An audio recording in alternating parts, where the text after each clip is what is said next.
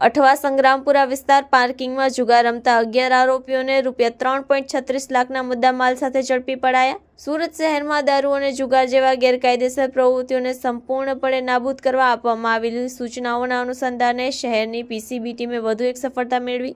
પ્રાપ્ત ચોક્કસ બાતમીના આધારે અઠવા સંગ્રામપુરા ચોગાન શેરી ઉસ્માની મંજિલના પાર્કિંગ વિસ્તારમાં જાહેરમાં ચાલી રહેલા ગંજીપાનાના પ્રકારના અંદર બહાર જુગાર પર દરોડો પાડવામાં આવ્યો હતો।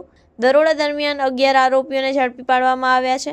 વિભિન્ન વિસ્તારોના રહેવાસી કુલ 11 જુગારીઓને સ્થળ પરથી જ ઝડપી લેવાયા, જેમાં સંગ્રામપુરા, અઠવા, ગોપીપુરા, રુદરપુરા અને નવસારી બજાર વિસ્તારના લોકોનો સમાવેશ થાય છે। ઝડપાયેલા આરોપીઓ પાસેથી ₹54,370ની રોકડ રકમ, 12 મોબાઈલ ફોન, પત્તા, સેટ, ચાદર વગેરે મળી કુલ ₹3,36,370નો મુદ્દામાલ જપ્ત કરવામાં આવ્યું છે।